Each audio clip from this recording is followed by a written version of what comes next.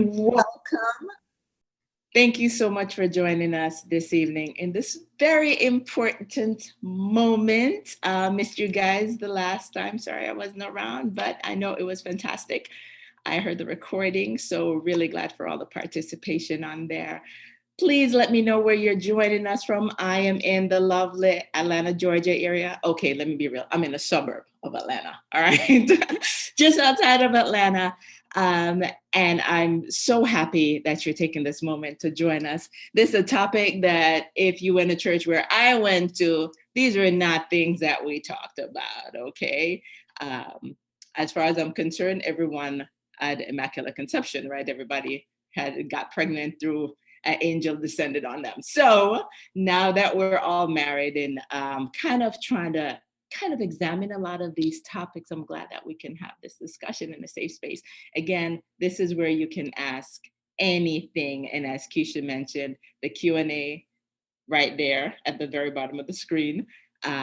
Stick your questions in there. We will take those questions throughout the event. And but if something's burning and you just want to make a comment, place that in the chat. But if you do have a direct question, please put that in the Q&A. And so this evening, I am so happy. I really like this guy. Pastor Israel from Victory Church, my church, here in Atlanta, Georgia. He is the forward minister at the Victory Northwest campus. He's passionate and driven man of God who is filled with fervor for seeing people set free from brokenness and bondage. He leads the Forward Ministry, which focuses on courses that are designed to help sustain spiritual and emotional health. He is married to the beautiful Sonia Piotter, who also works at Victory, and she's the trauma care director there, making them a formidable weapon in God's plan for wholeness. With his heart and witness, it makes sense that Pastor Israel will be willing to present in this series, and that is seeking to help us claim wholeness and look at the top of pornography and masturbation. Let's all welcome Pastor Israel. I'm cheering. Thank you very much. I appreciate that, Ms. Sherry, and I really appreciate everyone for being on board online with us today, this evening. So yeah, I'm going to share my screen. Before I share my screen, I'm just going to kind of do a prayer real quick, just kind of cover our topics.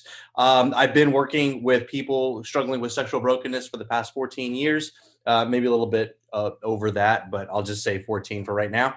And it's just one of the things that I love doing. So I do have my own history of sexual brokenness.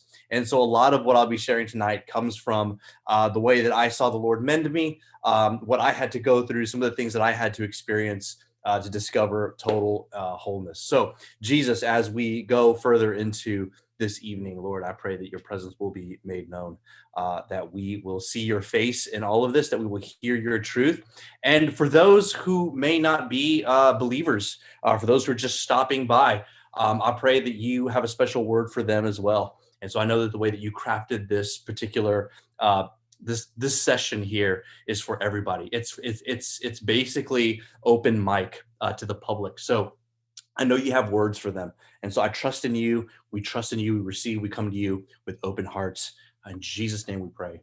Amen and amen. So as our lovely hosts were saying, definitely you can make comments. You can have some questions. You can put those questions in the Q&A box. If you want to, I'll do the best I can to get to them and definitely notice some of the comments that you're making. Some of the things that I wanted to talk about today are just really counterfeits of intimacy, because when we start talking about pornography and masturbation, what it really is is that we have to understand something, that we are sexual creatures, that the Lord gave us sex. It's his beautiful gift to us. Somehow sexuality has been broken. It's gone astray. And so in our attempts to try to correct sexuality, there's been a lot of shame put on it. And even the Christian community doesn't really like talking too much about it because we think it belongs to the world. And it doesn't. It belongs to God. It's God's gift to us, and it's to glorify him. It's for our good. It's for our pleasure, and sex glorifies the Lord. And so this is going to be really strange to hear, what I'm about to say right now. But when you have sex with your spouse in a covenant relationship, in a marriage bed, you don't leave your faith at the door of the bedroom. You take your faith with you. The Holy Spirit goes in with you in that bedroom through the lovemaking process. You don't leave it outside of the door. You bring all of your parts. You bring all of who you are. You bring the Holy Spirit in you. Your wife, your husband brings the Holy Spirit in him. And there is a connection, a very powerful connection that is made. And so because that is such a powerful connection, which leads to two people doing the work of the kingdom, which in Genesis, it talks about dominion. There is a very lethal consequence to the kingdom of darkness when two believers filled with the Spirit of God come together in a marriage bedroom and they do what God has given them the ability and the gifting to do. That frustrates Satan. It glorifies God, and Satan would love to do nothing more than to pervert that. And I will say this, from what I've seen and the people that have come into my office, the enemy has done a pretty good job in destroying our perception of sex. In fact, when I talk about God being in the bedroom with you and your spouse, you're probably kind of irking a little bit at that, going, "Ew, that's gross." Like, well, of course. What do you think? God shuts his eyes because you're having sex? That's not realistic. So we've got to start changing our mind about things. The reason why I named it counterfeits of intimacy is because we're sexual creatures, because this is God's gift to us. Intimacy, which is not always sexuality, but intimacy is a need. And so when I think about pornography and masturbation, what I really think about is this, and we'll talk about this in a second. But I do want to frame it with this statement. Pornography and masturbation are sexual expressions that we are inappropriately using or doing to really meet a legitimate need of intimacy. We all have legitimate needs of intimacy. And because the enemy has poisoned sexuality, what we've learned how to do is we have tried to satisfy our legitimate needs of intimacy with illegitimate sinful practices like pornography and masturbation. So I'm gonna let that soak in for like a second. We're using illegitimate things to attempt to satisfy a legitimate need. So, guilty as charged. We're all there. Let's just start talking about it and see where the conversation goes. All right. So, my perspective here, I want you to hear me out. I'm going to offer a biblical perspective, a pastor's perspective. And again, for those of you who are believers and you're online, great, you understand this. You don't need much explanation on this. But there are some people who are passing by who maybe don't know Jesus, and they're curious about this topic. And so I'm going to be using some language that can help you understand what we believe, and then leaving it up to you to empower you to make choices, to make right choices. And so let me give you some startling statistics about pornography, and it's quite scary, and I'll add some commentary in between. But in 2016, the time spent viewing porn racked up, check this out, to a total of 5,245 centuries. Centuries. You understand this? Centuries. That's in 2016. If you were to stack all the time that people looked at pornography, it comes out to 5,245 centuries. So this is what our culture is at right now in 2016. Okay, so that's 2000 late. That's old news. That's yesterday's information. I'm sure it's increased, especially during COVID. So that number, you can almost double that if you want to. In 2017, a popular porn site hosted 81 million people per day. So quick shout out to some of the church leaders out there who might be watching. Please hear me out. The church at large has not done the most incredible job at addressing sexuality. And so typically what the church will do is they will address it around Valentine's Day or the summertime. Most churches, again, the large church, will begin to speak on this issue maybe once or twice a year. Now, for those who are church leaders or who are married to church leaders or who are involved in some sort of leadership, or if you have some sort of influence with church leaders, please send this message to them that the world is talking about this to 81 million people per day. And the church is dealing with this at the most twice a year. So we can do better as the church. And so thankfully, my church, we do a really good job at addressing this as much as we possibly can. In fact, we have a department that actually helps people recover from sexual brokenness. But still, as a church, this is a sexually aggressive, sexual brokenness is an aggressive issue, and we need to be more aggressive in talking about it. This is interesting, a little known fact, that research has shown that 80% of men are struggling with pornography, and that for every 3 men who are struggling with sexual addiction, there is 1 woman who is struggling with this disorder. So you're talking about when it comes to addiction, this issue is starting to happen more with women. And I'm actually seeing it more with women. Usually when I'll do a conference and have I put out some information out there for people to respond back if they need help, a majority of the people who do respond are women. So we're needing women leaders to kind of step up and help other women find sobriety and find healing. 40 million Americans say they regularly visit porn sites. 70% of men aged 18 to 24 visit a porn site at least once a month. That's pretty scary. The largest consumer group of online porn is men between the ages of 35 and 49. 1/3 of all internet porn users are women. Sunday is the most popular day of the week for viewing porn. Now, why do you think that is? Just curious. I believe that what we have learned how to do is because porn can be an addiction.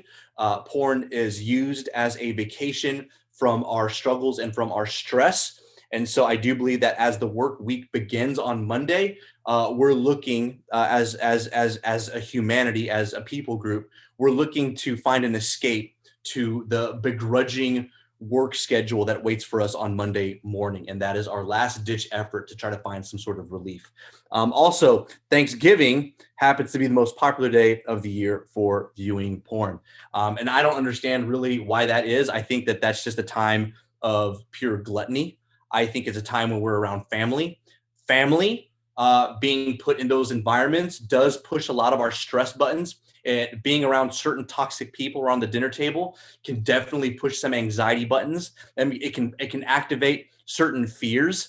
So I think, once again, all that stress, all that drama being forced into relationships that aren't necessarily healthy tend to provoke in us the need to get away. And by get away, I mean taking that sweet vacation to a place where you are not troubled by your woes, your concerns, and anything that flips your stress switches. It's really hard to think about your troubles when you're looking at porn. Don't take me up on that challenge. Trust me, I'm telling you experientially, you will not think about your problems if you're looking at porn.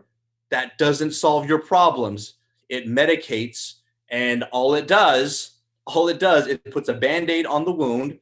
And eventually what you have to come back to is you still have to come back to your problems. And you also have to deal with the shame and condemnation of what you just recently did, which is look at pornography. And we'll talk about that in just a second. All right. Let's talk about the effects really quickly. Actually, I'm going to take a pause for the cause here.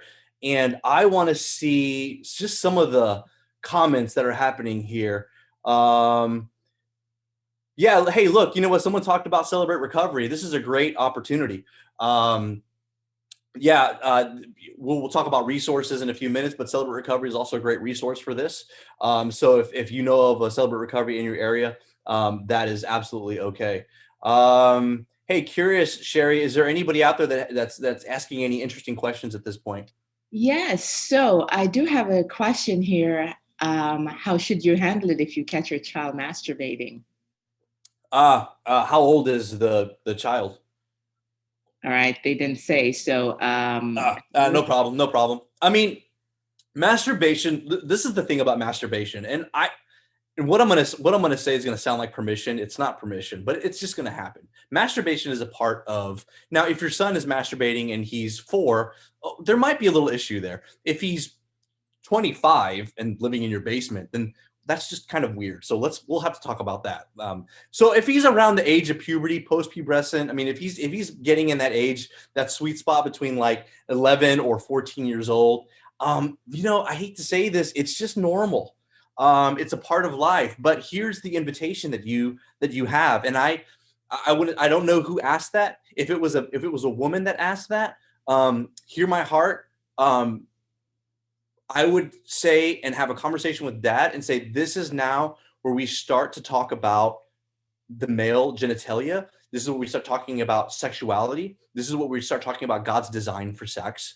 This is when we start talking about the celebration of what God did for us as men and what God did for women in creating our parts very different and the way that they're supposed to complement one another. If you don't have that language, you can learn it. You can learn this language, okay? There's a great resources at focusonthefamily.com.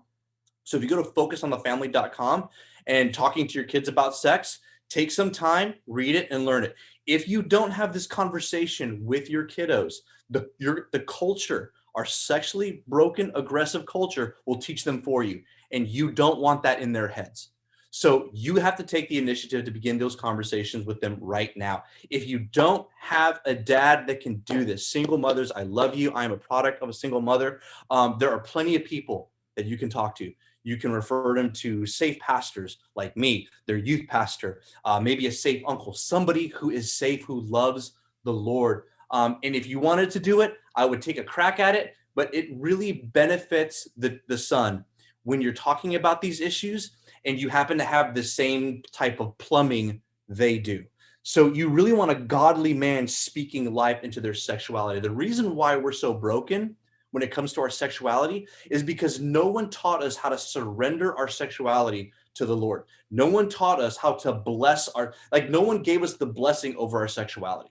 And most of us in this call, I think it's interesting how, even when we come to Jesus as grownups, even when we come to the Lord, after, I don't know, we've strayed or we've backslidden, whatever word you want to use, we bring these parts of us to the shadow of the cross. And we say, we're sorry, take me back. We bring our mind, we bring our hearts, our ability to trust God. We'll even challenge our thinking about tithing. Lord, if you want me to tithe, I'll tithe. But the one thing we won't bring is we won't bring our sexuality. It's almost like it's been cursed. There's a scarlet letter on it. When we're standing in the shadow of the cross, it's almost like we're holding our sexuality out here going, when it comes to my sexual parts, Lord, I don't think you want to have anything to do with it. That's just gross. And that's not God's thinking. That's our thinking. That's shame doing its work. And so this is a really good chance to really start teaching your kids that even their sexuality can be blessed by God. And so those are great conversations to have. I'll send a resource there. If you want to have more conversations about that, we can definitely do that. Something else I do want to chime in on, Sherry. I did talk, someone did say something. It was a bold comment or question. And it said, what if my spouse doesn't want to have sex? What do I do? That is huge. I saw that briefly and I wanted to jump in on that one really quickly. I mean, there's all kinds of reasons. I think it's honorable though for a spouse to be understanding of that and to be a safe person that can help process why that is what it is.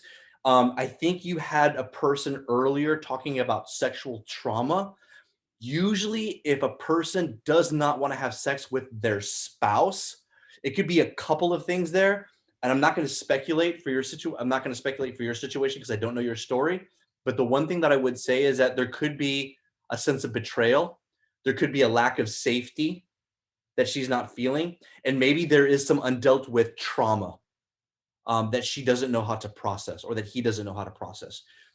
In order to figure that out, don't try to do this alone.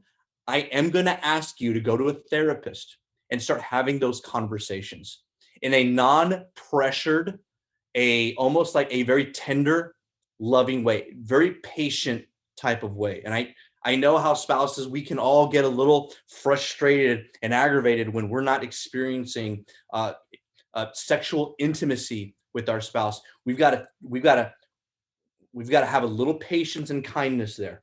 We got to withdraw from the frustration of it and really start learning how to have gentle, friendly conversations, wooing conversations that are going to invite our spouse to come with us to counseling so that we can get to the bottom of this. So that's my short answer, and I'll be glad to provide more information with the website that I'll be providing at the end of this.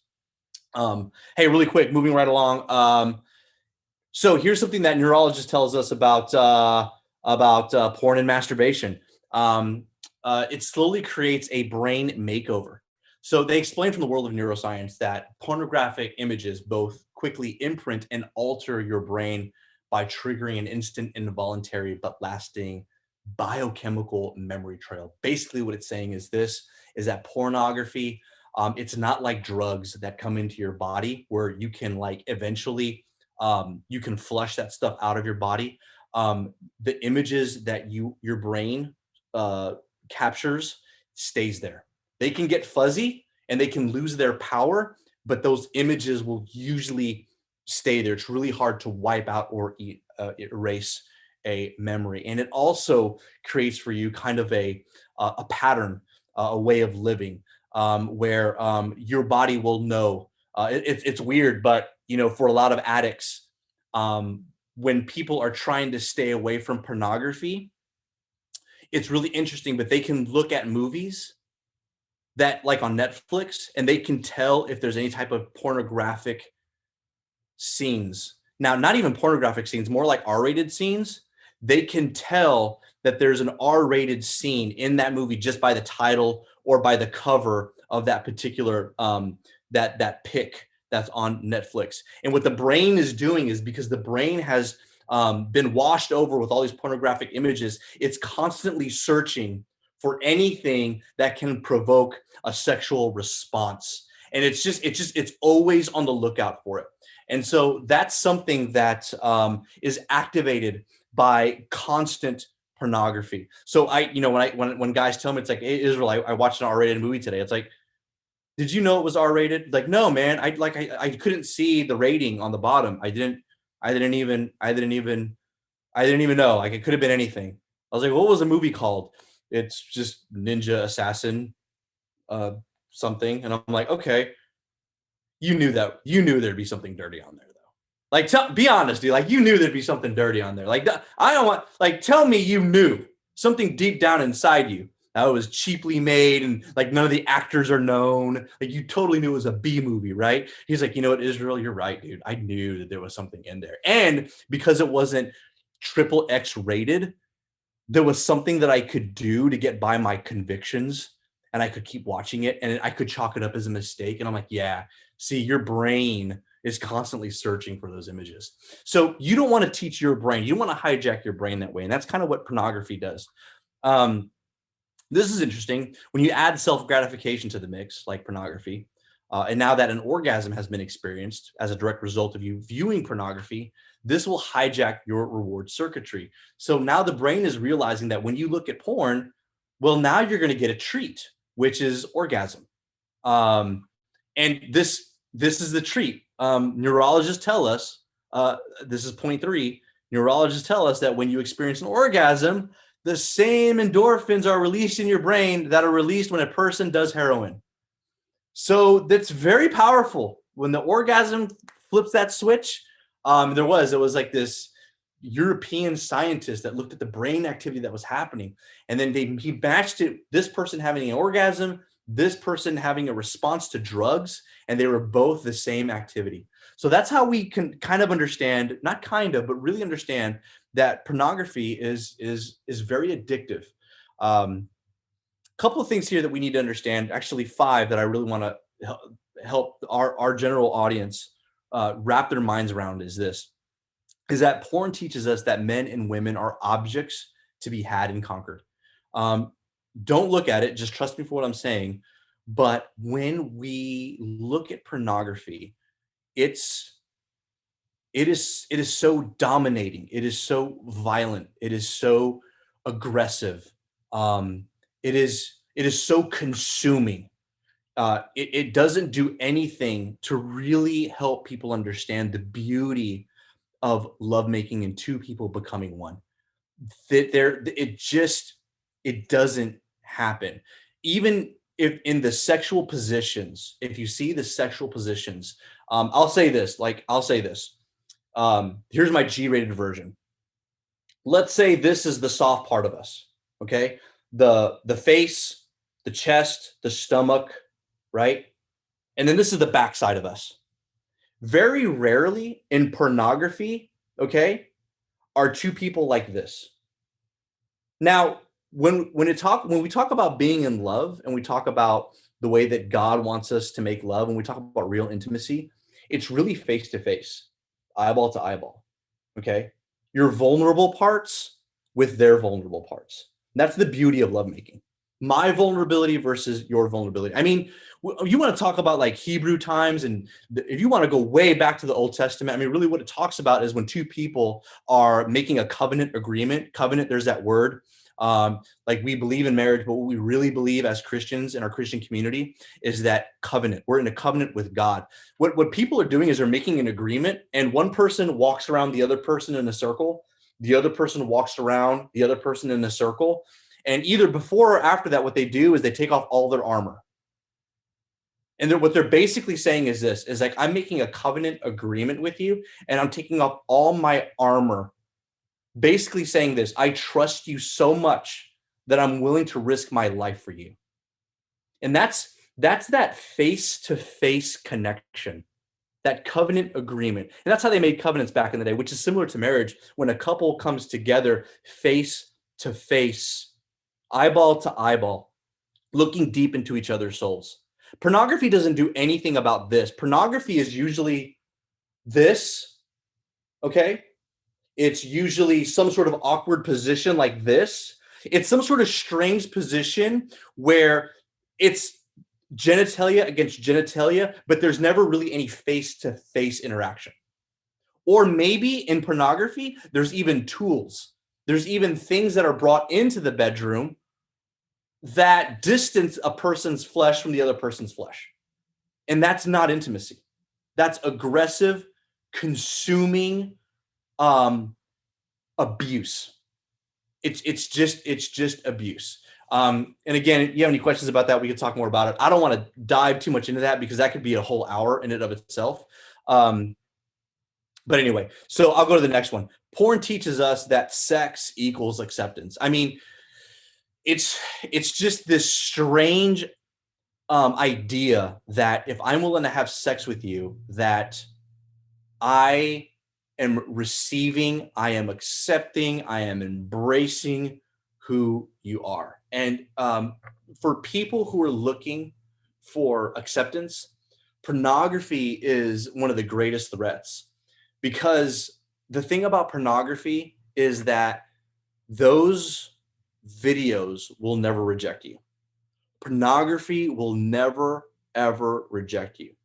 No matter what you feel about your body, no matter how awkward you are socially, no matter what emotional or physical handicap you have, no matter how many times you've been rejected, no matter what your story is, no matter how attractive you think you are, or no matter how attractive you think you're not, pornography will never, ever reject you. So I think a lot of people are running towards porn just to feel some form of acceptance. Another thing it teaches us how to have sex without an emotional connection. That's very dangerous. That's not the goal. That is not the goal. Emotional connection is the goal. Porn desensitizes our ability. This is true. Our ability to have compassion and stirs up a sense of cruelty. That's just so. I can't. I don't want to go down to the neuroscience road about that, but it really does, because when you have sex without emotional connection, it just becomes this aggressive interaction between two people. And I'll just put it this way: if you ever look at horror movies, there's something about horror and sex that go hand in hand. Every time that there's a horror movie, there's some sort of sexually explicit scene in every single horror movie. Why? Because the two go together so well. Cruelty and sex go together so well in the human brain. I hate that. Again, this is a sexually aggressive world that we live in.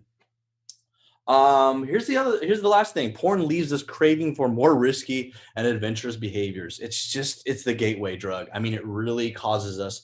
I mean, nobody goes to a prostitute overnight. I never see a guy that's never looked at porn and all of a sudden says, you know what, I thought I'd try a prostitute who happens to be the same gender of sex. No, there's usually a trail. There's usually a path that he's been walking in secret in regards to his sexual behavior that he's kept hidden. I guarantee you that the guy who's been busted with the prostitutes, the guy who solicits himself for sex, I guarantee you that his search history, there is a trail of pornography that goes back years and years and years and years and years. So, wow, I said a lot in that time frame. Just curious, Ms. Sherry, if you want to chime in, if there's any interesting questions or comments you want to share at this point. Yes. So there's a question. Does masturbation mean there are marine spirits? That they're mean spirits. Did you say mean spirits? Marine spirits. Marine spirits? I don't know what that means. M-A-R-I-N-E? Yes. Spirits of the sea. I don't know what that is. I don't know anything about that. But I'll say that, you know, there is a level of bonding. What you have to understand that during sex, a lot of interesting things happen. You know, like Marvin Gaye was right. There is some such thing as sexual healing. I mean, there is chemicals that are released in the brain that help numb pain. There are bonding chemicals that are released. And so with the bonding chemicals and the attachment chemicals, there are certain things that you will attach to. And so that's just what the orgasm does. When these chemicals, these gamma nucleic acids are released, they kind of shape and form an attachment to the host. And that's supposed to be that way. I mean, God says it very clearly. He says, when the two get married, you will become one. You will cleave. Cleaving. This is the real picture of cleaving. It's two metals being melted and formed into one. Metals being melted. So in sex, what's happening is that you're basically in a healthy way, enmeshing with your partner. And so you're becoming one. Just because you're masturbating doesn't necessarily mean that you're stopping that bonding chemical. So I would say from a spirit, if you really wanted to get spiritual and if you really wanted to talk in like what's happening in the spirit realm, I would say that you're neurologically, there is some bonding going on, but what are you bonding to? What images, what fantasies, what people on the screen, what spirits are you bonding to? And that's not to scare anybody. That's just to say that bonding is a natural thing. So I don't know if it's due to a marine spirit, but I do know that there could be a bonding that is happening. There could be an attachment that's forming in the mind to the object to which the person is either fantasizing about or objectifying on his computer.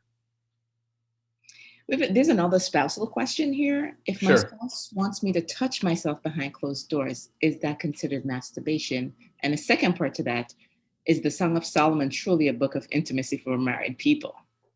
Oh yeah, the Song of Solomon is yeah. I mean, so the Song of Solomon, beautiful book, really, really, and I love these conversations. It's really God's. We have to understand this through a very, how do I say this? Let's take the weird out of it for a second. But the Song of Solomon is really God's letter to us, telling us how much He loves us. Like me, Sherry, Keisha Ann, me as a man, when it comes to God, we're all His bride, and He loves us and He pursues us. Song of Solomon really is the pursuit of God's just white hot passionate love for us. But also he is giving us permission to explore and to understand what it's like to pursue romantically our own betrothed. So yes, it is a book that is for us, but it also talks about the greatness and the beauty and the mystery of God's love, and just how he can be our father, he can be our friend, but he's also the lover of our souls.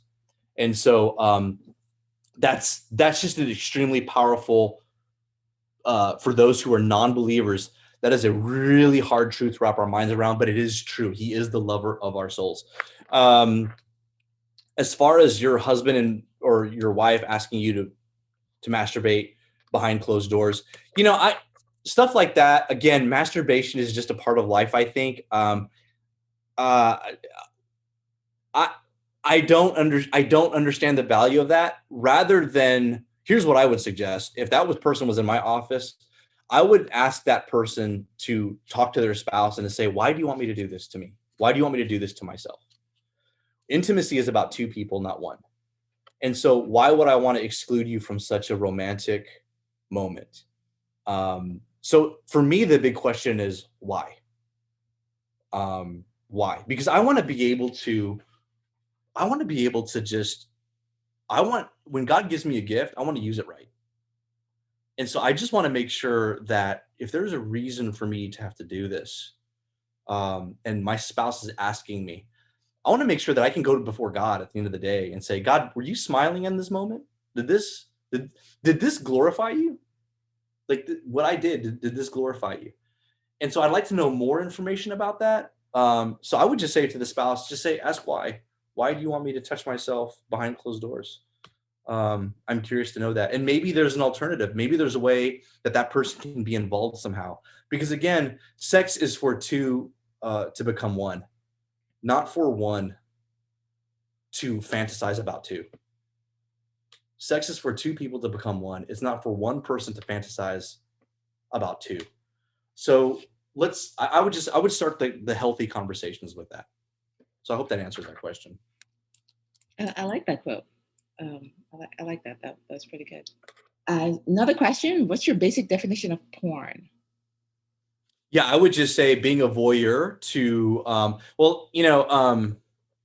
so I would say the world's perception of pornography is triple X, camera on, two members of the opposite sex or same sex actually experiencing penetration with their genitalia. That's pornography.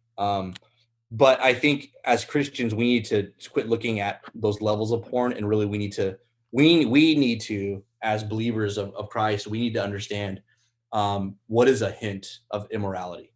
The Bible says, don't even let a hint of immorality. So we know porn's bad, but we need to start learning how to arrest the fantasies in our head. We need to start looking at certain movies. Like, what is this image going to do? What is this sex scene? Even though there's not really a sex scene, it's just kind of a suggested sex scene and you can't really make out the body parts. Like, what is that going to do? A lot of women may not be into that type of thing. Maybe that doesn't trigger their maybe those images don't flip their sexual switch. But women need to consider, who they're talking to. They need to consider some of the conversations they're having online. They need to consider some of the books they're reading. Women and men, the way that they respond to sexual arousal is very different. Women respond more with stories and chats and conversations, workplace relationships. Men are very visual.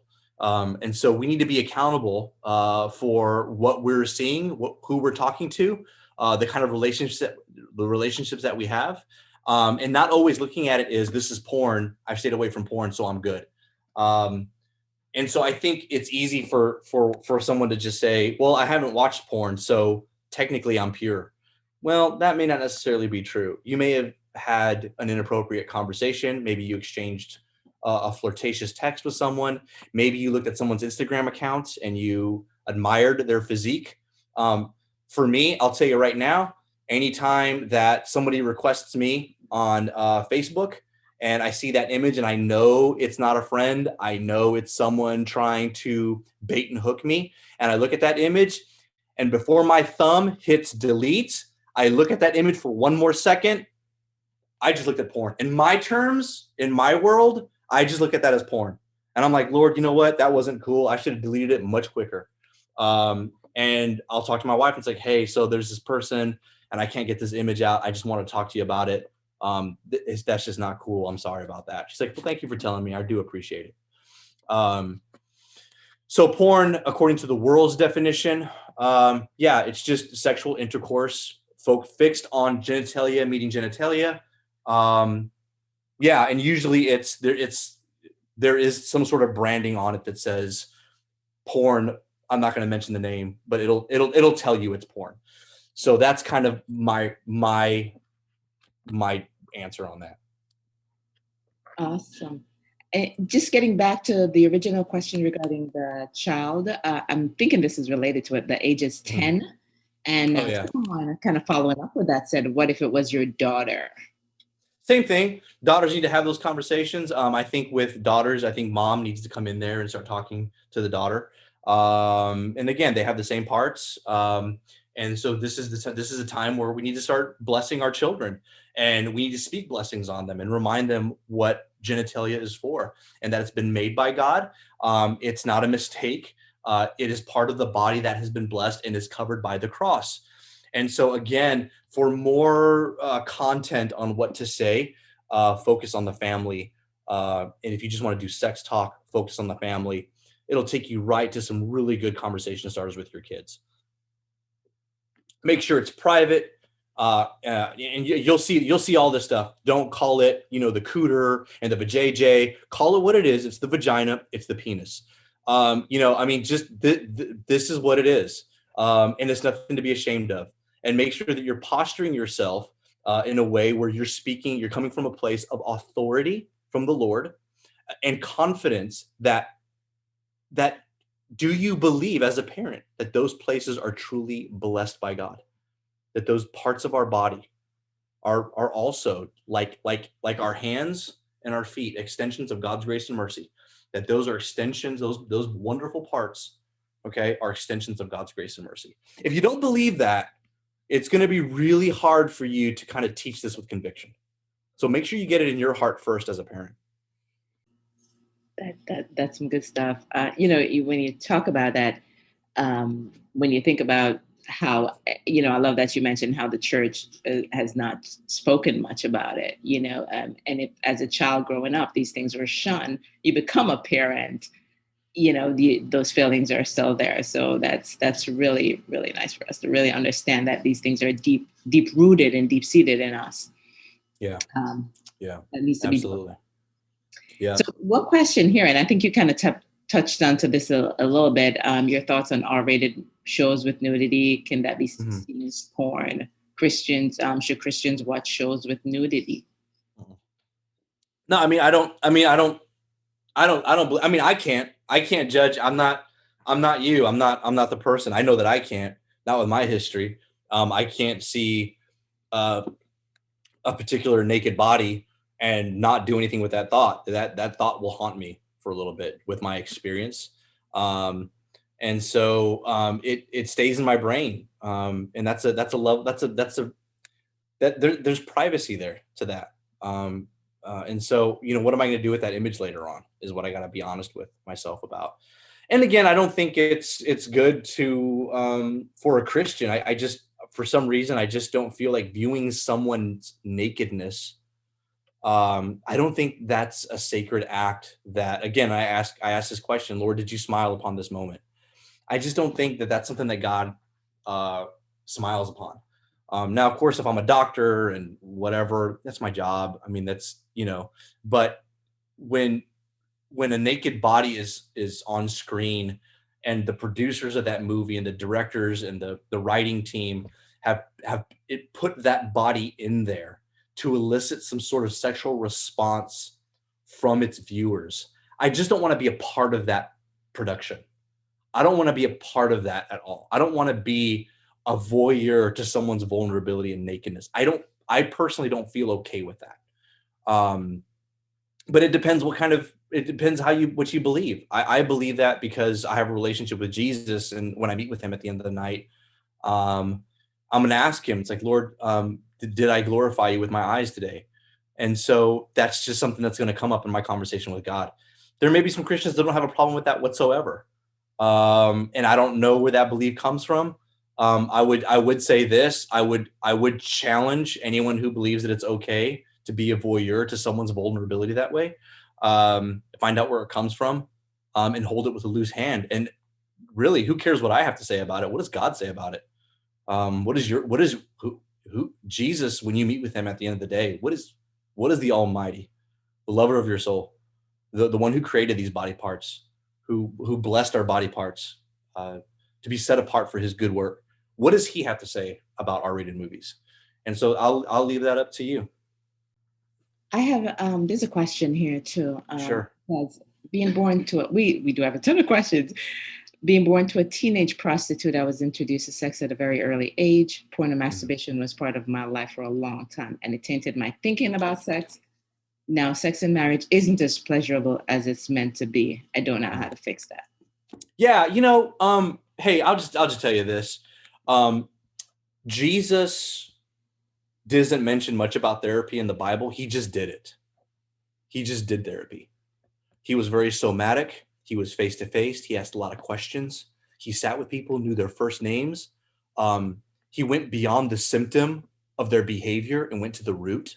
And so I would just say this.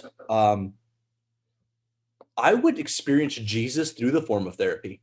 And if you have the courage to do it, I would say find a therapist that can help you work through some of that trauma. And again, I believe that what you're experiencing is the product of sexual trauma. And so I would beseech you, I would beg you to find a way to talk to a professional about how you can start rewiring and start understanding how those memories and experiences have shaped your perception of sexuality today. And if you don't believe in therapy, I would sit down with you and ask you why. And we would probably do some old-fashioned, myth busting on therapy. All right. Someone stated, I guess this is to get your take on this. They are teaching masturbation in school now as a way of self-control. Mm-hmm. As a way of self-control. Well, that's not self-control to me. I don't know what that is. That's the opposite of self-control. So, I mean, again, again, as believers, and some of you are believers, some of you aren't. As believers, what we believe is that in Deuteronomy, the Lord tells us to impress the decrees of God into our children's hearts, that they will understand the beauty, the majestic nature of God in their coming and their going in and out of the city, from work to home, to their friend's house, to school, that forever his praise be on our lips. And so it's teaching the ways of God into your kids. And so the beautiful thing about that is that that will probably happen to my kids eventually, but I'm going to already impress the decrees of God into their heart. And so once those decrees have been impressed into my children's heart, they will understand what that looks like and how to compare what the world says is self-control versus what God says is self-control, what God says about sexuality, what the world says about sexuality. And so I think the problem is that we're relying too much on external resources to teach our kids, when really that stuff comes from the home.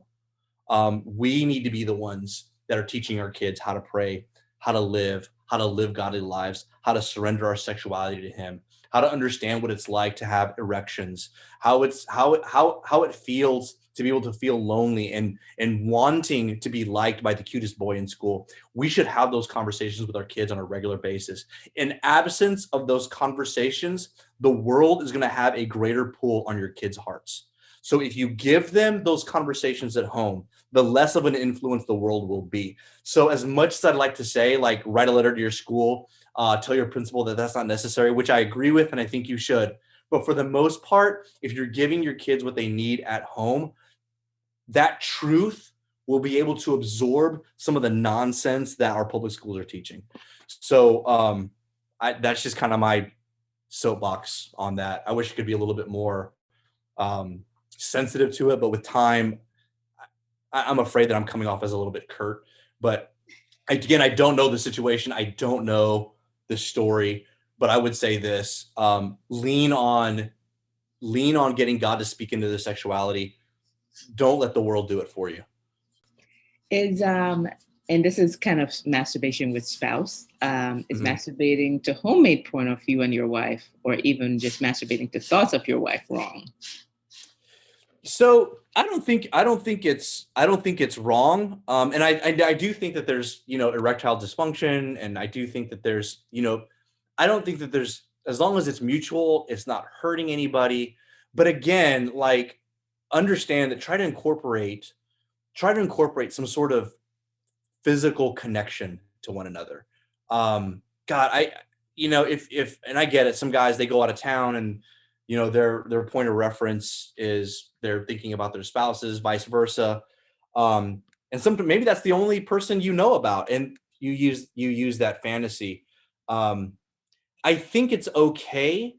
What does God say about it is what I would ask you. But here's the thing. Let me frustrate that. Let me make sure I kind of answer that. So I'll say this. I think it's okay. Ultimately, who cares what I say? What does God say? How do you feel about it? Is there shame afterward? Do you feel one? Do you feel connected, bonded? I mean, is sex really serving its purpose? Those are some questions that you can ask yourself and your spouse. Mutual masturbation, yeah, that's a part of life. That's fine. But again, sex without your partner, I'm not sure if that's the goal. But I will say this. This is what I'll say for sure. When we have a desire, especially men, let me talk to the men for a second. When men have a desire to want to have sex, it's something interesting is happening. Like, I believe that our desire for sex, manifests its way in different ways. Sometimes a man will, in order for him to have sex with his wife, there has to be a little bit of a chase there. And so it's not like, hey, how about, let's just do it. Typically, there's a little bit of chase. So there's friendship in the morning, there's kindness throughout the day, and then maybe day 2, there's a little bit more friendship and kindness, and then flirtation. And then by day 3, boom, sex is happening, right? That's there's a process to it. That process is good because it gets men out of their isolated thinking. It gets men out of I want sex, give it to me now. It calls men outside of this hibernation state of emotional disconnection, and it all of a sudden makes us aware of our wives. Like, can I make you? Oh, let me get you some coffee. And even it might even be in the back of her head where she's going, I know what he's trying to do. He wants sex. That's why it's being so nice. Well, you know what? But I'm not complaining because I'm getting some coffee. And honey, I'm gonna take your car for a walk. Why don't we go on a date? I mean, and the whole time he's like, look, man, I can't take it. I want sex. And you know what? That's okay. It's drawing himself outside of this little cave he's put himself into. And now he's and by day 3, I'm just assuming it's day 3, whatever, everyone's different. By day 3, this guy he'll do anything for his wife. Like, he's just like, oh, I just love you, baby. You're amazing. And then it's the best sex ever. And when someone just has, when they give into masturbation, they're giving away those 3 days of chase and beauty. And I'm like, that's cheating. That's just not, to me, I'm like, bro, like, go for the 3 days.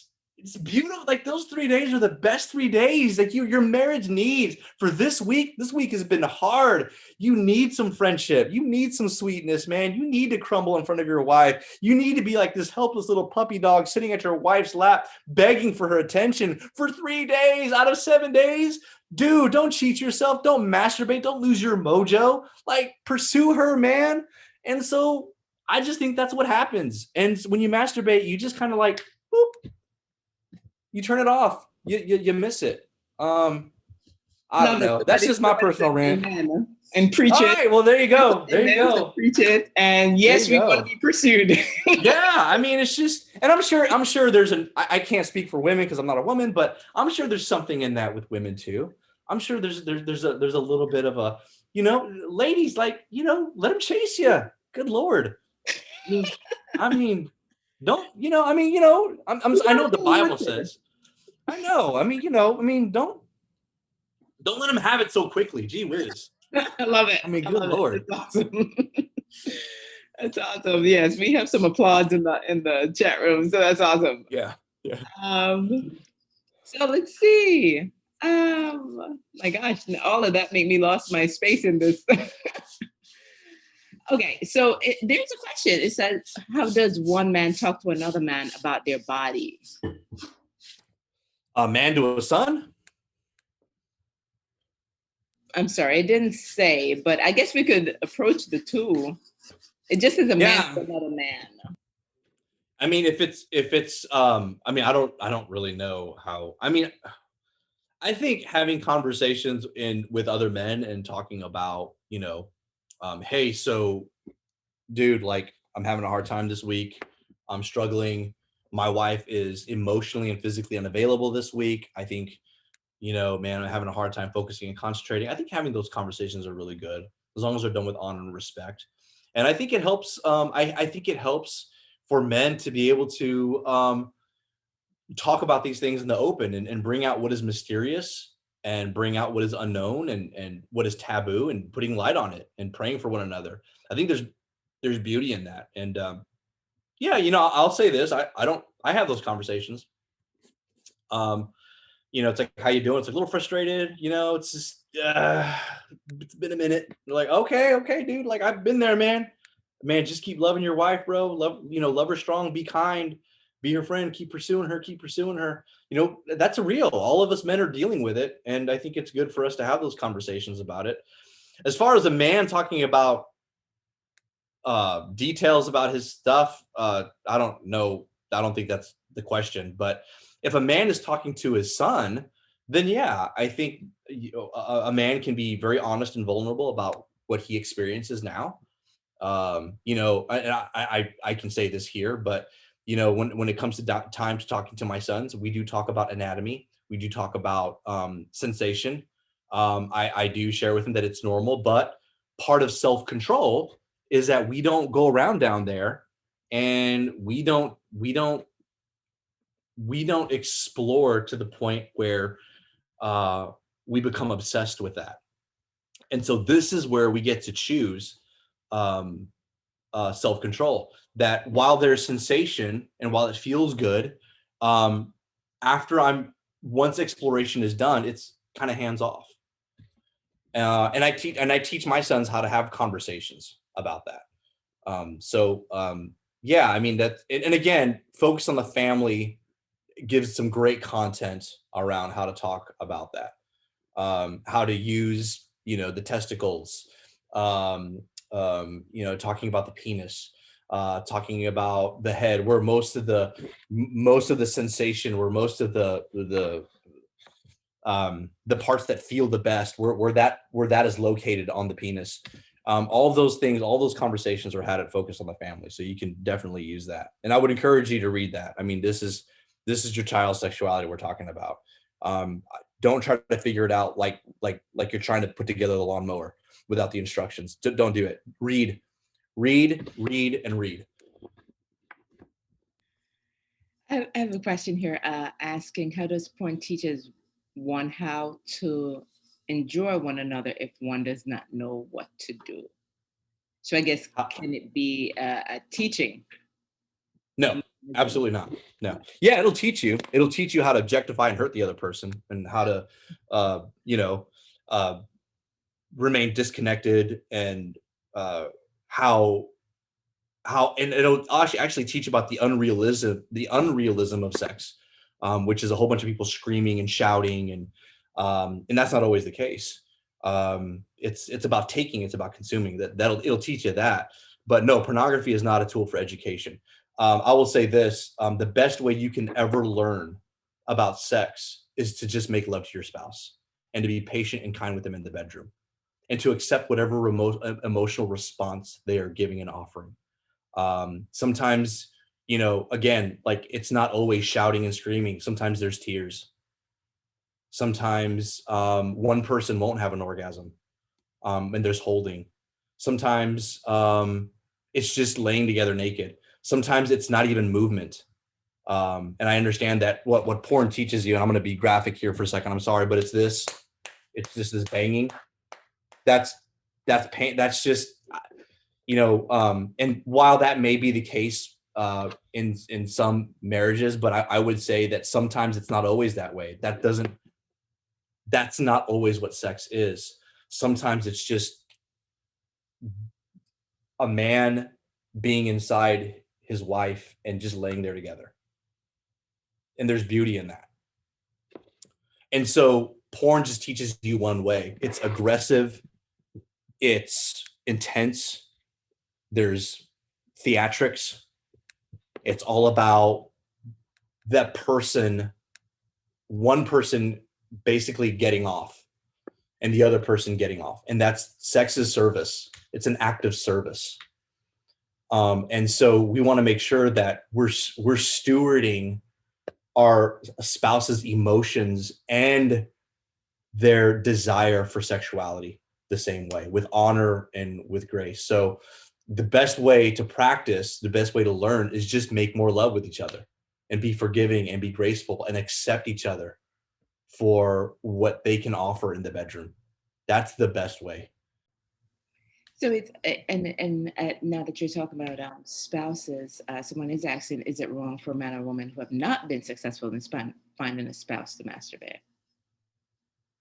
I mean, again, so I'll talk about that bonding thing. It's kind of interesting, but like, again, during sex, like, all kinds of things are happening in the brain. Bonding is, again, crucial. So vasopressin is interesting as it's linked to what's called partner preference. And so this chemical is partly responsible for imprinting and coupling. So in other words, you bond to the person that's the focus of your affections. So whatever your focus, whatever's in front of you that you're masturbating to, that's the person you're going to bond with. So as you continue to imprint and bond to a person during sex, your mind develops a kind of a partner preference where your body begins to hold and take root to the person you are sharing this very intimate time with. And the person you do this the most with takes the position of primary partner preference. So if you keep masturbating to images in your head about other people, or to porn, or to old girlfriends or old boyfriends in the past, your primary partner preference will either become porn or the person in your head. And so this object or idea will become your mind's primary preference. So you have to ask yourself this question: at one point, will your spouse become your heart's and mind's primary preference? So a lot of people are disconnected from their spouse because their primary preference is rooted in pornography or other images and experiences in their mind. So you have to ask yourself, who do you want your primary preference to be? Do you want it to be your spouse, or do you want it to be somebody else? And there's been moments when I've actually seen men who have, and I use men because that's my primary audience. Men have had a strong history of pornography and masturbation, and all of a sudden they go to their marriage bedroom and she's asleep afterward. And it's this beautiful experience, at least from her perspective. And he comes out and he's watching TV. And like, I'll get a call like after their honeymoon and they're like, wasn't that great? I'm like, what happened? He's like, I couldn't even sleep. In fact, I even masturbated afterward. I'm like, yeah, because your primary partner preference is pornography. So basically what you've done is you've cheated on pornography with your wife. You're used to having sex with pornography. And this time you had a real human being. So for those of you who are asking the question, what if I'm single? Well, one day you're not going to be single and you're going to get married, I guess. And if you do get married, what's your honeymoon going to be like? So I hope that makes sense. That's some neuroscience there. But it's, I mean, that's just kind of what it is. And if that doesn't make sense, let me know. Like, seriously, like I'm open to objections. I mean, it's that make you kind of think. That really do make you consider some things. There is one question here. I know we're getting close on time here. If not, someone did ask, how do we get the correct information about what God says about sexuality and marriage? I know it is in the Bible, however, there's a way to streamline this information. Yeah, sure. If you want to get out your phone, I can kind of streamline it here. I'm glad you asked that. But, here's the thing about sex is that we got to quit thinking about it from the biblical perspective. Is all we do is think about it as don't do this, don't do that. And when we think about what I can't do, we end up doing it. Primarily we look at Adam and Eve in the garden, and God's like, hey, just stay away from that tree. Okay, let's eat it. Like immediately they're devouring it. And so I think we need to start thinking about what we can have available to us, what God does offer us. I think Adam and Eve were deceived about something beautiful that was in front of them. They had each other, they had God, they had dominion in this beautiful, perfect place that was without sin. And the only thing they could think about, the only thing that they could not shake was the one thing they weren't allowed to have. And that became their primary point of focus. Don't do this. And so if that's your mantra, then you're destined for failure. God gives us so much freedom about sex. And here's a couple of things. God desires that we experience amazing, unifying, satisfying sex in marriage. That is just so key. So if you want to take your phones out and just take a snapshot of this, I'll streamline it really quick for you. God wants us to enjoy sex without shame and regret. God wants to bless our sexual intimacy. So these are some key points that you can kind of put in your prayer time. This is what God says. I want you to do this. Like, forget about not watching porn for a second. Forget about like not having sex with a whole bunch of people. Just what does God really want? God wants us to have beautiful sexual experience. And so every time that we involve porn, masturbation, or anything that's outside of God's design, we ruin the beauty of what we're supposed to experience with our spouse in the bedroom. So everything we do that's outside of God's parameters taxes us and takes us away from experiencing the true pleasure, the true beauty of becoming one in the bedroom. And God is just telling us, don't ruin this. I have this beautiful gift for you. Don't ruin it. This is probably the worst example I will ever use, but I went out and I got like these steaks from like Sprouts, and like it was like the butcher style. Like the dude wrapped it up in like this white little paper and cut it into 4 pieces. And I was like, man, I'm really gonna cook this up. And I really spent some time like covering it in butter, rosemary sauce, and I put it in the broiler for just a second, and then at the very last minute, I threw an extra thing of butter on it and I put it on the grill. And then I just let it sit on this. I bought this slab of pink Himalayan salt, and I just let it sit on the pink Himalayan salt with the vegetables, and they all just kind of absorbed. And I'm like, I can't wait for my family to eat this. I so can't wait for my family to eat this. This is like Instagram picture worthy meal. And then I hear crunching in the other room, and like my kids got into the bag of Doritos, and they're just shoving Doritos in their face. Just yellow cheese all up right here and in the fingertips. And I'm like, ugh. And they're like, Daddy, are you mad? I'm like, well, part of me's frustrated that you didn't obey the rule, which was no snacks before dinner.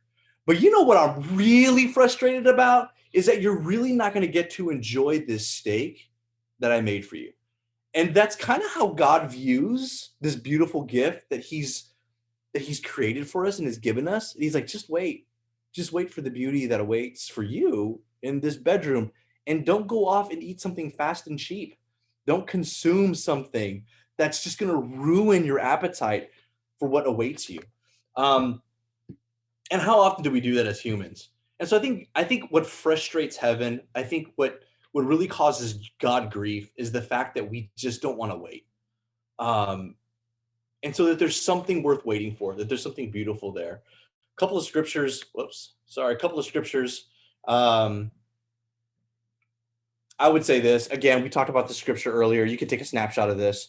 Therefore, a man shall leave his father and his mother and hold fast to his wife. They shall become one flesh. This is just a beautiful thing. What after this verse, it talks about dominion, taking dominion over the land. When two become one, I'm talking about not just is there like this physical neurological connection that happens, but there is a purpose within you. There is a purpose within your spouse, and that purpose, while individual, also becomes unified as one. And so there is just double power in that. Your purpose and her purpose coming together as one. God says it is dominion. You dominate, you command the ground you walk on. There's something beautiful about the scripture where God is affirming his authority in you. And the way that he affirms his authority comes right after two becoming one. That's beautiful. You don't see that in porn. You don't see that. In porn, you see two people trying to dominate each other. But when it comes to Christ being in the center, it's two people coming together to dominate the kingdom of darkness. Beautiful. I don't know. I'll wait. Here's Song of Solomon. Here's a great. How beautiful is your love, my sister, my bride. How much better is your love than wine and the fragrance of your oils and any spice. Beautiful poetry in that. And I love this. I love this. Here's God giving us permission, giving us freedom to do something rather than not do something. He says, so flee from youthful passions and pursue righteousness, faith, love, peace, along with those who call on the Lord from a pure heart. Pursue purity. And he's not talking about celibacy. I mean, he's talking about marriage. He's talking about connection. He's talking about love. Flee from youthful passions, the antithesis of love, committed relationship, and pursue righteousness, faith, and love and peace along with those who are called on the Lord from a pure heart. Well, you know what? While you're working on that, yeah, I saw a comment. Somebody was cheering. They were saying, okay, so no, the wives shouldn't let the husbands wait longer than 3 days. So they were glad for that word. Yeah, that's funny. Yeah. Again, I don't know who I'm talking to, but don't take me literally on that. That's just a figure of speech. So that's funny. Yeah. 3 days. You're going to be quoted now. He said 3 days, huh? Yeah. He said 3 days. Hey, run with it. Whatever. Go for it. You're welcome. Yeah. So my system just froze up all of a sudden, but the rest were scriptures. And again, I don't know what's happening there. Let me try this. You have a lot of questions in the chat, so I don't know if you. Yeah, you can go for it. Go for it. Yeah. Some questions. Yeah, go for it. Okay. What's your recommendation if you love your spouse but aren't sexually fulfilled with your spouse that masturbate to climax? I would say if there's a lack of sexual satisfaction, again, conversation. The goal isn't sex. The goal is everything. It's the friendship. It's the wooing. It's being emotional stewards of each other. We need to start understanding the beauty of sex starts, like, people say this all the time, sex starts in the morning with kindness. And it's true. It really is about how you're stewarding your spouse's emotions before you can ever get close to them physically. And so what does that look like? And so I think it requires a conversation and say, hey, I want to have a talk with you tonight.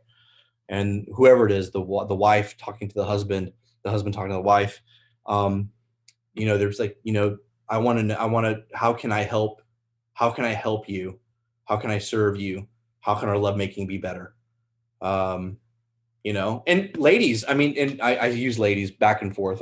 I don't know. I'm not trying to put any stereotypes on here, but there's dudes, like guys, like sometimes so a guy came up to me and he was like, man, my wife, man, she just doesn't want to have sex. This is real. Like, this is true. And I'm like, all right, well, have you asked her why? He's like, she just doesn't really. I was like, can I see your hands? And he showed me his hands, and like, just really unkept hands. Like he was a mechanic. Like he had oil like in his, I'm not trying to gross anyone out, but I'm like, do you do you touch your wife with those dirty mittens? Like, what's happening, bro? Like, is that? He's like, I mean, dude, I'm a mechanic. And I'm like, it, I don't, I think maybe your problem is real simple, dude. You just kind of smell like a garage. And he's like, yeah. And we had a talk. I said, hey, so what's the deal? And she's like, sometimes he just wants to have sex as soon as he comes home from work. The problem is that he smells like work. So sometimes the issue is simple, where maybe there's some body image stuff there, and there's just some things that he needs to take care of. And it's just practical. Maybe it's a little more clinical. Maybe there's some trauma there. Maybe there's hurt. Maybe, I know another case study where, she had an abortion. And so when she got married, making love was just really painful for her, and it was hurtful for her. Also, there's some physical issues there. Some women, it is painful because of just where they're at in life right now. And sometimes it's hard to be in the mood because maybe he or she is just feeling exhausted throughout the day and is not getting appropriate rest and care. Maybe there's something that is unrestful in their soul that hasn't been dealt with. I don't know, but we're never going to figure it out by assuming that sex is unsatisfying. That's just the symptom. I think we need to be more proactive about getting down to the diagnosis of it and really asking some questions of how can we enjoy each other a little bit more? Can I help? Do you need a therapist? Do you need to talk to someone safe? What am I doing that's hurting or affecting you, or somewhat holding you back from being fully sexually expressive towards me? Having some of those courageous conversations will be key. I like that you said having those courageous conversations. On that line of thought, someone here has, how do I set aside the way that I see myself, which is a negative thought process, to be able to connect intimately with my spouse, since this is a gift from God? Yeah. So, again, stuff like that, I think you could talk to a pastor. You can also talk, again, to a therapist. But poor self-image. That's a thing. And I'm only assuming what I imagine in my head is, kind of a woman who's had several children, or is maybe not happy with her body style. And she just feels a little bit shy and not honored in that place. It could be that. It could be the fact that maybe she saw pornography. And again, the people that we see having sex via porn, those are unrealistic bodies. There's just all these trick shots, cameras, tanning. There's all this stuff. There's a lot of plastic going on. Maybe that has perverted her version of what real intimacy looks like. I don't know. But again, that's something that you're going to have conversations with possibly a therapist. And again, we can help you with all that. Actually, let me give you that link. This is the link where we can answer some of your questions in more detail. If you go here and you can submit an email or a request or a thought or just a question in general, and one of our team members will get back to you and we'll provide you with resources. And we can also give you a list of counselors and therapists that we trust, who believe in Jesus and who are spirit led, and who work with us on occasion. Everything is confidential. And so if again, I don't know, if you were coming into my office, I would ask you, where is the source of these? If you do have body image issues, which is a thing, I would ask you where the source of that is coming from. And I would begin some really good healing work there. Another interesting one here is reading erotica on par with watching porn? Oh yeah, absolutely. Yeah. Yeah. It's just, I mean, and especially that's, yeah, absolutely. I mean, it's building images in your head. It has nothing to do with the marriage bed. It's just, again, it's porn. It's porn for it just hits a certain type of brain. It just bypasses the optical nerves into something else.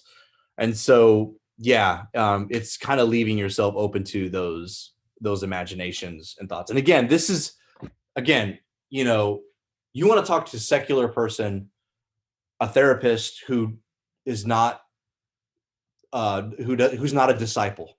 Okay, they would say something completely different. I'm coming from a pastoral biblical perspective, so some of my responses, my answers may cause some people to cringe, and that's okay. That you're welcome here. But what we believe as Christians, as believers, as imitators of Christ, is that any form of sexuality outside of here's what it is: man, woman, God. Outside of this, in a covenant relationship, God in the center, God in the beginning, God in the end, man and woman. Outside of that, sex is something else. Sex is something of our own creation. And so that's not our belief. That's not how we as believers, as disciples live. We believe in the parameters of sexuality, that it is to be experienced its best. It is the greatest sex you could ever have. It is the most glorifying to God when it happens within the parameters of a man and a woman in a covenant relationship where he is at the center, where he is Alpha and where he is Omega. He is the beginning and the end. That is where we believe the best sex is had. That is God's design for sex. Anything outside of that, it's not God's gift. It's something we created. Let's see. Yeah. So here's some other scriptures that are on here. 1 Corinthians, you can take a snapshot of that. But this Genesis 1:28, this is what I really love. This is the part that I was telling you about. God blessed them and said to them, be fruitful and multiply. Basically, let me just kind of speak in layman's terms. Go have sex is what God said. Go have sex. And then he says, and subdue it and have dominion over the fish of the sea. So I love that, how, again, sex isn't about dominating each other. Sex, in God's terms, is about two people with very powerful anointings, very powerful callings, come together as one, and they dominate the kingdom of darkness and chaos together. I think that there's such power in that. But again, that's not something that we're used to hearing with our ears, not just here, but the ears of our heart.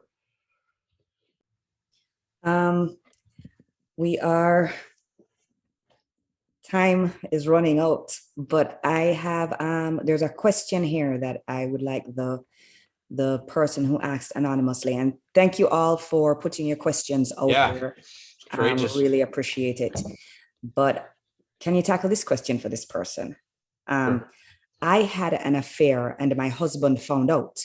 Now he won't be intimate with me and he masturbates instead. What can I do?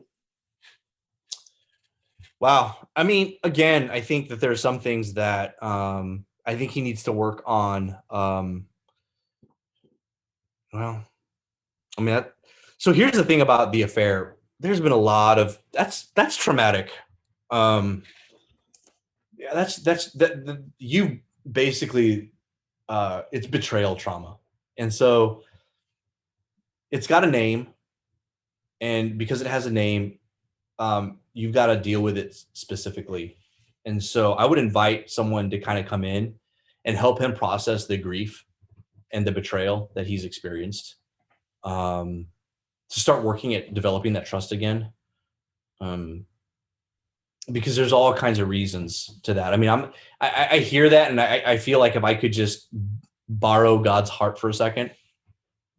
While there's masturbation, I'm not so concerned about the masturbation as being a sin, but the fact that he's got some unprocessed grief and betrayal that he's holding on to. And so I'm more interested in that. As a pastor and as a spokesperson for the Lord, I feel like in this moment that what God is really concerned with is the fact that he doesn't know how to handle that betrayal. And I would encourage him to talk to somebody. And that's kind of unfair because it's like, why should he talk to somebody? He didn't have the affair. And I know that therapy has a certain stigma around it, and There's some people who don't believe that therapy emulates strength. They think that it's a sign of weakness. It's not. It's a powerful tool, and it's our ally, and God uses it, and Jesus did it. So I would encourage him to talk to somebody about that unprocessed grief, because there's more to this story than him masturbating.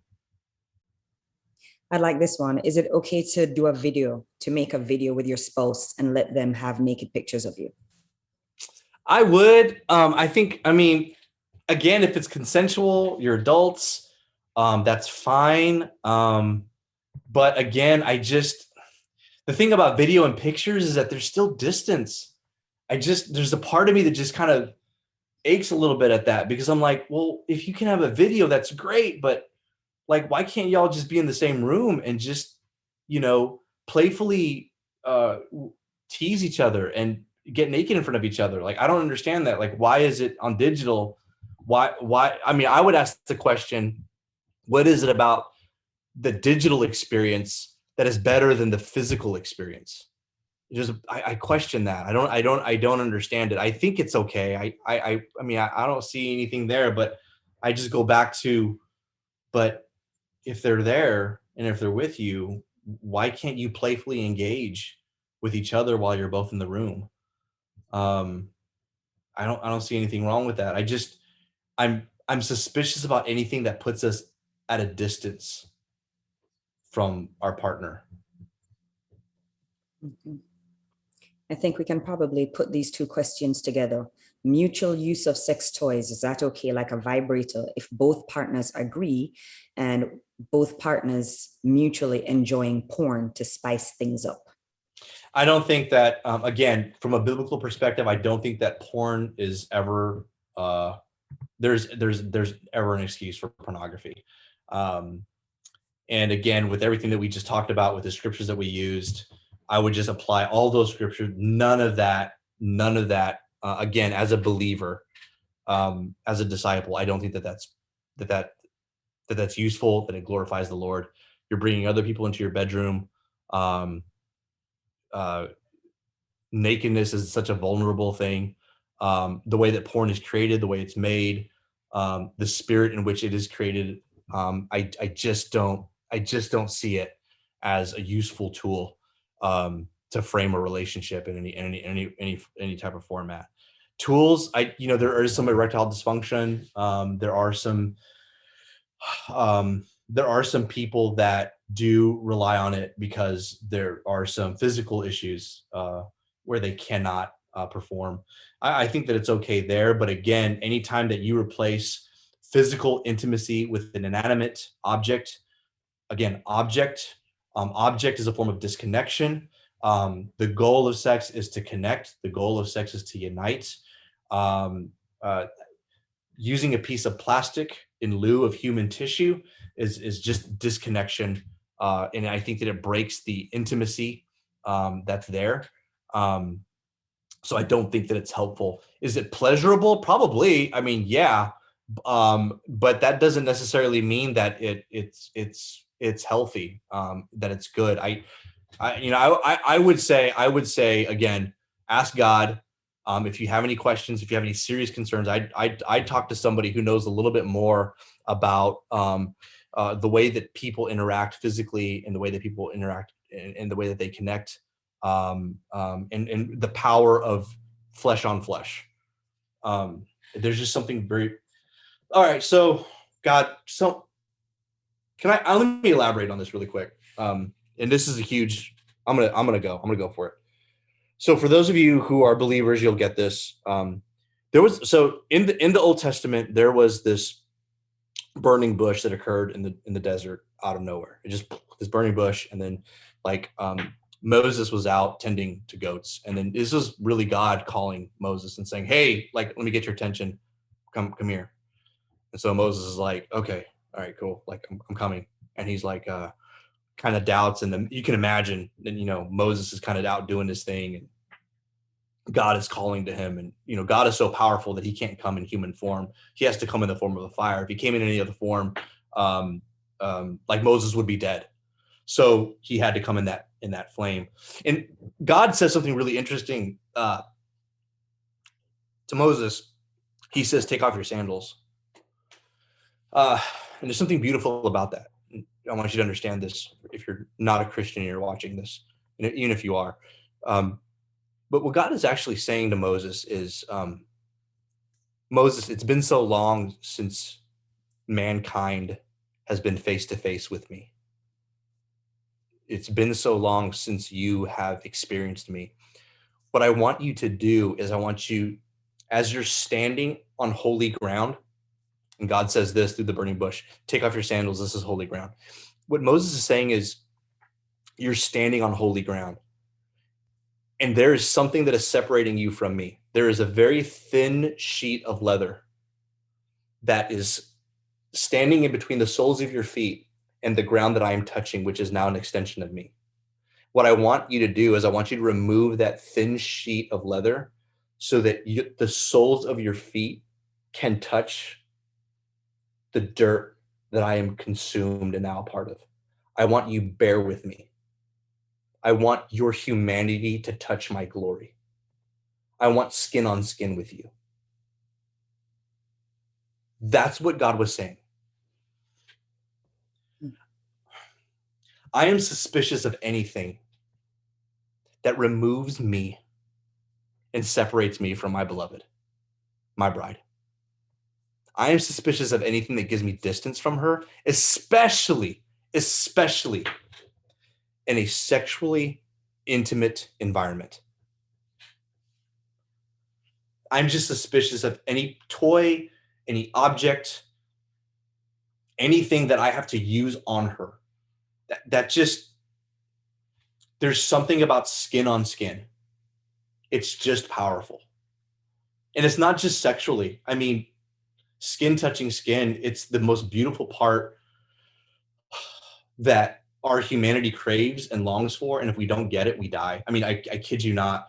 Even kids, when they're sick and they come out of the womb, the first thing they do is they rush the baby, even if the baby is sick, to the mother's breast so that the baby can feel skin on skin.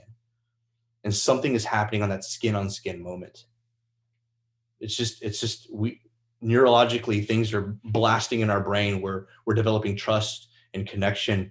And we as little humans, as infants, we are all of a sudden are reminded that we are an extension of our mothers, that we are one with them, that out of the womb now we're becoming on the outside and we're still a part of them.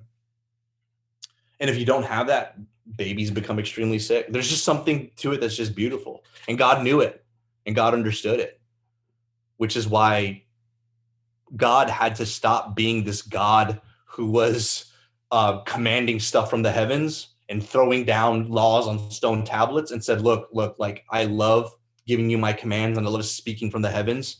And I'm going to keep doing that, but I'm going to go one extra step. I'm going to actually come down and meet you face to face. And I'm going to put my hands on you. I'm going to wash your feet. I'm going to hold your hand. I'm going to touch the leprous bodies infected with disease. I'm going to touch the blind. I'm going to hug. I'm going to hold. I'm going to embrace prostitutes because I am a God who desires skin on skin. So I don't know, call me Old Testament romantic. I just think that I am suspicious of anything that removes us from actually experiencing intimate oneness with our brides. And if it was good enough for God to desire skin on skin with us, then I think that we should embrace and celebrate skin on skin with our spouses. Thank you so much for that, Israel. I really want to wrap up now, but there are these two questions that I do want us to tackle. Sure. One, this one I want us to tackle because I do not want the participant to think that it was a controversial topic and we skirted around it. Yeah, sure. This person says, if God gave us the right to choose, why does it have to be man and woman? Women. So are they talking about like marriage between a man and a woman? That's what the question says. My understanding of it is this is probably going into homosexuality. Oh yeah, sure. So No, yeah. So you totally, if you want to, and if the person wants to clarify, you are welcome here. So again, from a biblical perspective, yes, absolutely. God gave us the right to choose, but biblically, historically, how God designed marriage in the garden was between a man or a woman. He did not force. That wasn't something. I mean, if God could force us to do anything, He would have forced us not to eat of the fruit, which now we're all in trouble because of that. So He could have forced us. So no, there is no forcing. You don't have to. There is free will. You can choose whoever you want to be married. Legally speaking, you're a man. You want to marry a man? Go for it. I bet the wedding will be awesome. You want, as a woman, want to marry a woman, do it, go for it. But from a biblical, if you want to have a biblical wedding, again, if you want a biblical wedding, that's not the design. So you may have a wedding, but I wouldn't want to call it. I mean, if I were you, and you wanted to marry someone of the same gender, I probably doubt you would call it a biblical wedding. That's not the goal. That's not the goal. I wouldn't call it a biblical wedding any more than I would call it a destination wedding if you're having it in Georgia and you're from Georgia. I'm not trying to say that you can't have a biblical wedding. I'm just saying that it's just not a biblical wedding. I mean, it is what it is. thank you. And I kind of want to give a chance to give that person the right to respond to that, in case, because I want to give them. Okay, so whoever put that question in, if you'd like to respond, Yeah. Please, Yeah, definitely. please feel free. Thank you for the question, and feel free to follow up with that if there's something else that you'd like to say based on what Pastor Piotter said. Yeah. And I would even say that on the that victoryatl.com/Emmaus, I do have programs for people who are struggling with sexual addiction and pornography, for both men, and we have a women's class that's coming up in the fall. So if you want to be a part of that, and if you need help, we offer great resources. We offer training. We offer classes. If you feel like you can lead a class like this, if you've overcome your own issues and now the next step is that you help other people overcome those, we would love to have you and train you and be a part of this family. We do offer what a lot of therapists would say is like a support group type setting. And I think that's a part of the answer for the last question I was going to go with, which is lasting victory over pornography and masturbation attainable within a hypersexualized world. I honestly feel like I hear more people ravaged by porn than success stories. And are the rewards worth the challenges? Yeah, great question. That is great. These are all great questions, but this is a good question. Yeah, but it depends on, what you believe. I know, for my Lord and Savior, absolutely. The challenges are definitely worth, the reward was definitely worth the challenge. It was a long journey. And I didn't get it right all the way. Like, don't think that I was once a sex addict and then the next day I woke up and I was sober. That's not how it worked. I mean, it took me years. It took me a few years to really understand it. And then I had some mistakes. And it's not about perfection. It's about progress. It's about understanding the roots of where these my sexual attractions and my out of control tendencies come from. It's understanding that my sexual behaviors are just symptomatic to something deeper in the heart. For me, I had to realize that I wasn't really addicted to pornography. That my real problem was that I didn't know how to hang on to and hold love. That was my real problem. And everyone has a story. So you've got to discover your own.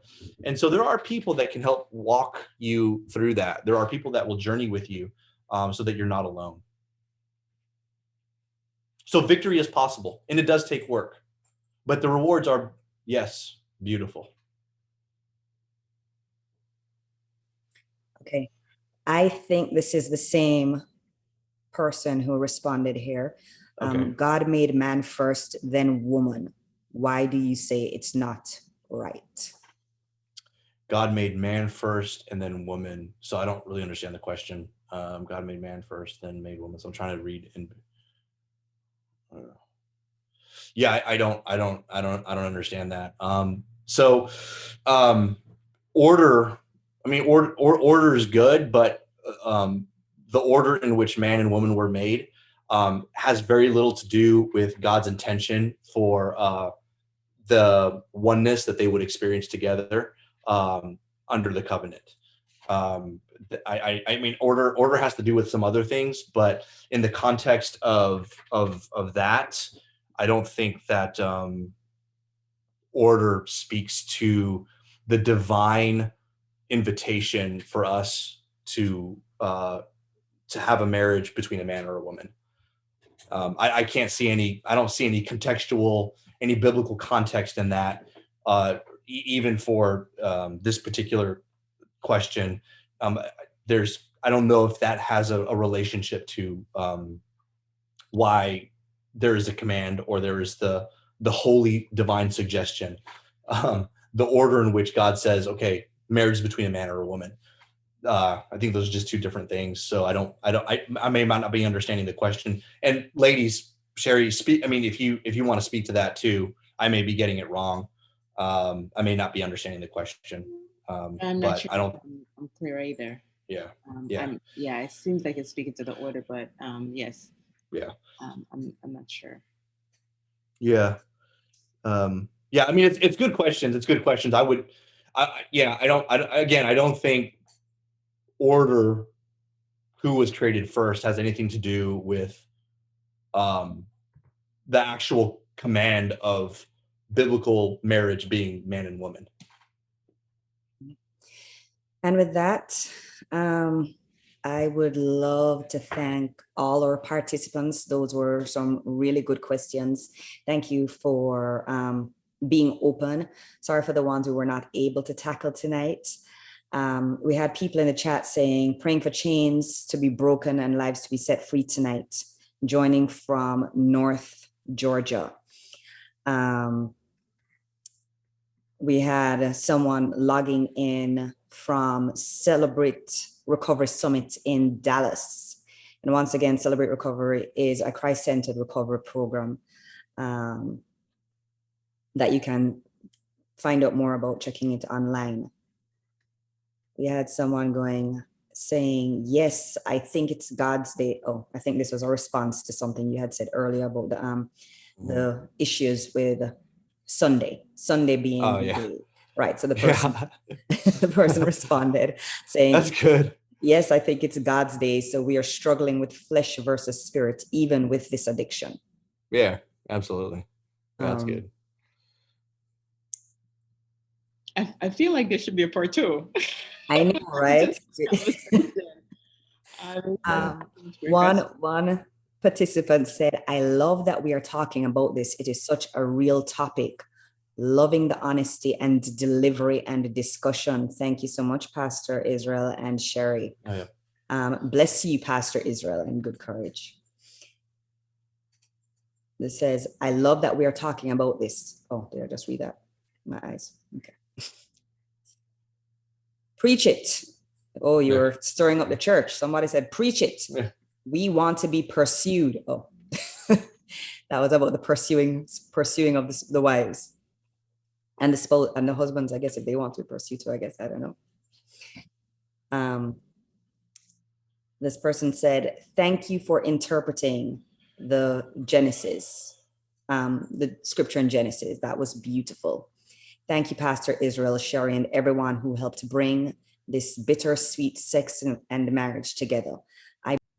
This was such a blessing this evening. I know the conversations I am gently going to have with my spouse because of the transparency and honesty tonight. God is good. And so on that note, I really want to say to our participants, thank you for your transparency and honesty in asking these questions and allowing other people to hear the responses and to recognize that we are not alone in what's going on in our minds, in what's going on in our hearts sometimes. And, you know, we're not alone. Other people are on the same journey. Maybe the specifics may be different, but we're here because we're on a journey to know God's truth and to see how we can walk out that healing. God is indeed good. Maybe we can focus on the topic on marriage, on how we can truly connect with our spouse. This has been truly informative, and not even counselors, even Christian ones, can go this deep in such a short time. This was definitely God inspired. So we thank the Lord for that. And we thank, Pastor Israel for allowing God to do his work and allowing his life to be transformed so that he can, like the scripture says, Simon, Simon, the devil has asked for you to sift you as wheat, but I have prayed for you. And when you return to me, strengthen my brethren. And so right now, Pastor Israel, I'm thanking you for living that scripture out and being a part of our healing and our strength. Satan is trying to destroy marriages, but with tonight, I know God got the glory and we are all being healed. Great information, very encouraging and insightful. I'm sorry, I know some people's names were there. For some reason, I'm not seeing the names to be able to give credit to those people who spoke up. But thank you so much. Pastor Israel, do you have any closing comments? No, just if you're struggling, don't do it alone. Call someone, reach out, let us kind of help you through all this. This is a crash course. And to the person who asked those daring questions about same sex, just know that you're loved, you're wanted, and we're here also for you. So if you're still on, reach out to us and let's have, I would say, move these conversations to more of a private forum so I could really get an understanding of what you're asking, so I could give you just the benefit of uninterrupted and intentional time. I would love to spend some time with you. So thank you, everybody. And I really appreciate this opportunity to kind of just share God's truth in such a taboo topic. Thank you so much, Sherry. Yeah, absolutely. Thank you all so much, Pastor Israel. This was definitely awesome. You really brought it tonight. Really appreciate it. I mean, you always bring it. Well, what am I saying? Let's be real. You always do. So thank you for that. And we will have that website up on Good Courage Facebook page, Keisha. I'm going to put you on that for you. So anyone who really wants to go to the www.victory.atl- I'm sorry. EMM. Yes, I missed that. Definitely check it out. There's definitely some really cool stuff on there that are very helpful with the situation. So again, thank you. Thank you all and good night. Thank you for joining us. Thank you for giving us your time. Thank you for giving us your energy and your thoughts. Just thank you for being a part of this. Thank you for pursuing information, knowledge, awareness, and healing. For those of you who are pursuing healing, thank you. Thank you. It is possible. We're a part of that journey. We're helping to provide that information. Continue to pursue your healing. God is pursuing you. He is pursuing your wholeness. That is what he wants for you. Know that he is in this journey with you. He is walking alongside you. You are not alone. And there are people, there are resources that are out there. Please use them. Please use them. And as Pastor Israel said earlier, don't stop. It wasn't, I woke up one morning and I got it all right. It was, I woke up one morning and I decided again to keep pushing. I decided to accept God's grace and mercy and love. I decided to accept him as comforter when I failed myself so that he could comfort me and I could start pressing again. All right. We're in this together. Keep fighting. We're praying for you. All right. Thank you so much. Have a wonderful night. And thank you to all of the people who made this possible. Pastor Israel, Chandra Dew, who did sexual trauma, Barbara Vaskova, who did abortion, Sherry, who has been our great host with the most, and those others on the planning team. We had people in Thailand, we had people in Jamaica who were working together to make this all possible. Thank you so much. God bless you all. Good night. God bless. Have a good night.